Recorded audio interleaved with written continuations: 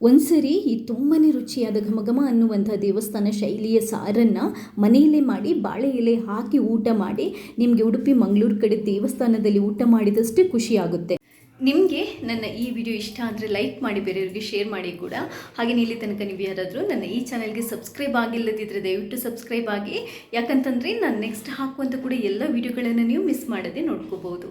Thanks ಎಲ್ರಿಗೂ.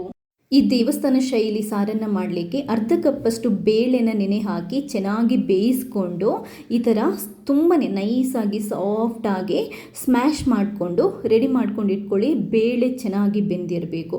ಬೇಳೆ ಸೂಪರಾಗಿ ಬೆಂದಿದ್ರೇ ಈ ಸಾರು ಸಖತ್ತಾಗಿ ಬರೋದು. ಅದಾದ ನಂತರ ನಮಗೆ ಇದಕ್ಕೆ ಮೇನ್ ಇಂಗ್ರೀಡಿಯೆಂಟ್ಸ್ ಏನು ಅಂತಂದರೆ ಅದು ಹುಣಸೆಹಣ್ಣು. ಚಿಕ್ಕ ಲಿಂಬೆ ಗಾತ್ರದಷ್ಟು ಹುಣಸೆಹಣ್ಣನ್ನು ತಗೊಳ್ಳಿ. ಅದನ್ನ ಬಿಸಿ ನೀರಲ್ಲಿ ಹಾಕಿಬಿಟ್ಟು ಚೆನ್ನಾಗಿ ಹಿಚುಕಿಬಿಟ್ಟು ಅದರದ್ದು ರಸನ ನಾವು ತೆಗೆದು ರೆಡಿ ಮಾಡ್ಕೋಬೇಕಾಗುತ್ತೆ. ಒಂದು ಅರ್ಧ ಕಪ್ಪಷ್ಟು ಅಥವಾ ಒಂದು ಮುಕ್ಕಾಲು ಕಪ್ಪಷ್ಟು ಹುಣಸೆಹಣ್ಣಿನ ರಸನ ರೆಡಿ ಮಾಡ್ಕೊಳ್ಳಿ. ಇವಾಗ ನಾವಿದಕ್ಕೊಂದು ಸಾಂಬಾರು ಅಥವಾ ಸಾರು ಪುಡಿಯನ್ನು ರೆಡಿ ಮಾಡಬೇಕು. ಅದಕ್ಕೆ ಸ್ಟವ್ ಮೇಲೆ ಪ್ಯಾನ್ ಇಟ್ಟು 1 ಟೇಬಲ್ ಸ್ಪೂನಷ್ಟು ಕೋಕೋನಟ್ ಆಯಿಲನ್ನು ಹಾಕಿ, 4 ಟೇಬಲ್ ಸ್ಪೂನಷ್ಟು ಕೊತ್ತಂಬರಿ ಬೀಜ, 1 ಟೇಬಲ್ ಸ್ಪೂನಷ್ಟು ಜೀರಿಗೆ, 1/4 ಟೇಬಲ್ ಸ್ಪೂನಷ್ಟು ಮೆಂತೆ ಇದನ್ನ ಹಾಕಿಬಿಟ್ಟು ಮೀಡಿಯಮ್ ಫ್ಲೇಮ್ ಇಟ್ಕೊಂಡು ಇದನ್ನ ಚೆನ್ನಾಗಿ ಹುರಿದ್ಕೋಬೇಕು. ಈ ಕೊತ್ತಂಬರಿ ಜೀರಿಗೆ ಫ್ಲೇವರ್ ಚೆನ್ನಾಗಿ ಬಂದ್ರೇ ಸಾರು ಫ್ಲೇವರ್ ತುಂಬಾ ಚೆನ್ನಾಗಿ ಬರುತ್ತೆ. ಅದೊಂದು ಸ್ವಲ್ಪ ಚಟರ್ ಅನ್ನೋದಲ್ಲ, ಅಷ್ಟೊತ್ತು ತನಕ ಹುರಿದು ಅದಾದ ನಂತರ ಒಂದು 6-7 ಬ್ಯಾಡಗಿ ಮೆಣಸು, ಸ್ವಲ್ಪ ಕರಿ ಲೀವ್ಸು ಇಷ್ಟನ್ನು ಹಾಕ್ಕೊಂಡು ಮತ್ತೆ ಇದನ್ನ ಹುರಿದ್ಕೊಳ್ಳಿ. ಮೆಣಸು ಕೂಡ ಅಷ್ಟೇ ಚೆನ್ನಾಗಿ ಹುರಿಬೇಕು. ಅದಾದ ನಂತರ ಸ್ಟವ್ ಬಂದ್ ಮಾಡಿ ತಣ್ಣಗಾದ ನಂತರ ಇದನ್ನ ಮಿಕ್ಸಿಗೆ ಹಾಕಿಬಿಟ್ಟು ಗ್ರೈಂಡ್ ಮಾಡೋಕ್ಕಿಂತ ಮುಂಚೆ 1/4 ಟೇಬಲ್ ಸ್ಪೂನಷ್ಟು ಅರಿಶಿನ ಪುಡಿ, ಚಿಟಿಕೆ ಇಂಗು ಇಷ್ಟನ್ನು ಹಾಕಿಬಿಟ್ಟು ಗ್ರೈಂಡ್ ಮಾಡಿ ಈ ಸಾರಿನ ಪುಡಿಯನ್ನು ರೆಡಿ ಮಾಡ್ಕೊಳ್ಳಿ. ಪರ್ಫೆಕ್ಟ್ ಆಗಿರುವಂತಹ ದೇವಸ್ಥಾನ ಶೈಲಿಯ ಸಾರಿಗೆ ಪುಡಿ ರೆಡಿ ಆಗಿದೆ. ಇವಾಗ ಹುಣಸೆಹಣ್ಣಿನ ಜ್ಯೂಸ್ ಇದೆಯಲ್ವಾ ರೆಡಿ ಮಾಡಿಟ್ಟಿರುವಂಥದ್ದು, ಅದನ್ನ ಪಾತ್ರೆಗೆ ಹಾಕ್ಕೊಳ್ಳಿ. ಅದಾದ ನಂತರ 2 ಹಸಿಮೆಣಸಿನ್ಕಾಯಿನ ಕಟ್ ಮಾಡಿಕೊಂಡು ಹಾಕ್ಕೊಳ್ಳಿ.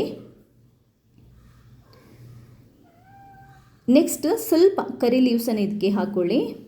ಅದಾದ ನಂತರ 1 ಟೇಬಲ್ ಸ್ಪೂನಷ್ಟು ಉಪ್ಪು, ರೆಡಿ ಮಾಡಿಟ್ಕೊಂಡಿರುವಂತಹ ಸಾರಿನ ಪುಡಿಯಲ್ಲಿ ಅರ್ಧ ಸಾರಿನ ಪುಡಿ ಇವಾಗ ಹಾಕ್ಕೊಳ್ಳಿ. 1-1.5 ಟೇಬಲ್ ಸ್ಪೂನಷ್ಟು ಬರುತ್ತೆ. ಸ್ವಲ್ಪ ಬೆಲ್ಲ ಹಾಕಿ, ಆ್ಯಕ್ಚುಲಾಗಿ ಸ್ವಲ್ಪ ಸಿಹಿ ಫ್ಲೇವರೇ ಇರುತ್ತೆ. ಇಷ್ಟನ್ನು ಮೊದಲು ನಾವು ಕುದಿಸ್ಕೋಬೇಕು. ಹುಣಸೆ ಹಣ್ಣಿನ ರಸ ಎಲ್ಲ ಇರುತ್ತಲ್ವ, ಇದನ್ನ ನೀಟಾಗಿ ಕುದಿಸ್ಕೊಂಡು ರೆಡಿ ಮಾಡ್ಕೊಳ್ಳಿ. ಹೈ ಫ್ಲೇಮ್ ಇಟ್ಕೊಂಡೇ ಕುದಿಸ್ಕೋಬಹುದು. ಇದು ಕುದಿದಾದ ನಂತರ ಇವಾಗ ಇದೆಯಲ್ವ ಈ ರೆಡಿ ಮಾಡಿಟ್ಟಿರುವಂಥ ಬೇಳೆ ಇದೆಯಲ್ವ, ಬೇಯಿಸಿದ ಬೇಳೆ ಸ್ಮ್ಯಾಶ್ ಮಾಡಿಟ್ಟಿದ್ವಲ್ಲ ಅದನ್ನ ಹಾಕ್ಕೊಳ್ಳಿ. ಅದನ್ನ ಹಾಕ್ಕೊಂಡು ಒಂಚೂರು ಮಿಕ್ಸ್ ಮಾಡ್ಕೊಳ್ಳಿ. ಹೈ ಫ್ಲೇಮ್ ಇಟ್ಕೋಬೋದು, ಏನೂ ತೊಂದರೆ ಇಲ್ಲ. ನೀಟಾಗಿ ಮಿಕ್ಸ್ ಮಾಡಿಕೊಂಡು ಇವಾಗ ನಾವು ನೀರನ್ನು ಹಾಕಿಬಿಟ್ಟು ಅಡ್ಜಸ್ಟ್ ಮಾಡ್ಕೋಬೇಕಾಗುತ್ತೆ.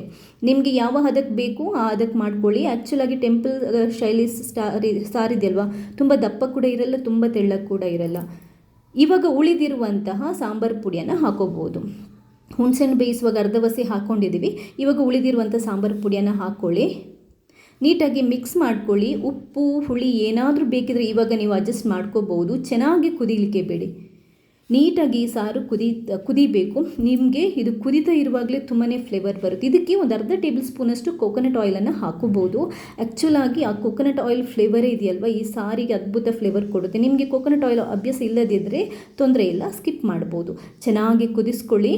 ನೋಡಿ, ಅದ್ಭುತವಾಗಿರುವಂಥ ಟೆಂಪಲ್ ಶೈಲಿ ದೇವಸ್ಥಾನ ಶೈಲಿಯಲ್ಲಿ ಮಾಡಿರುವಂಥ ಸಾರು ರೆಡಿಯಾಗಿದೆ. ಬಾಳೆ ಎಲೆ ಹಾಕಿಬಿಟ್ಟು ಒಂದು ಯಾವುದಾದ್ರೂ ಸೈಡಿಗೆ ಪಲ್ಯ, ಉಪ್ಪಿನಕಾಯಿ, ಹಾಗೆಯೇ ಘಮಘಮ ಅನ್ನುವಂತಹ ಈ ಟೆಂಪಲ್ ಶೈಲಿ ಸಾರನ್ನು ಹಾಕ್ಕೊಂಡು ಊಟ ಮಾಡ್ತಾಯಿದ್ರೆ ನನ್ನ ಮಾತನ್ನು ನಂಬಿ ನಾವು ಉಡುಪಿ ಮಂಗಳೂರು ಕಡೆ ದೇವಸ್ಥಾನಗಳಲ್ಲಿ ಊಟ ಮಾಡ್ತೀವಲ್ವ ಅದರಷ್ಟೇ ಖುಷಿ ಆಗುತ್ತೆ, ಅಷ್ಟೇ ರುಚಿಯಾಗಿ ಬರುತ್ತೆ ಈ ಸಾರು. ಬೇಕಾದರೆ ಟ್ರೈ ಮಾಡಿ. ನಾನು ಇನ್ನು ಜಾಸ್ತಿ ಏನು ಹೇಳೋಕ್ಕೆ ಹೋಗಲ್ಲ, ಟ್ರೈ ಮಾಡಿದರೆ ನಿಮಗೇನು ಗೊತ್ತಾಗುತ್ತೆ. ರೆಸಿಪಿ ಇಷ್ಟ ಆದರೆ ಲೈಕ್ ಮಾಡಿ, ಶೇರ್ ಮಾಡಿ. ನನ್ನ ಈ ಪ್ರಯತ್ನ ಇದೇ ಥರ ಸಪೋರ್ಟ್ ಮಾಡಿ. ಥ್ಯಾಂಕ್ಸ್.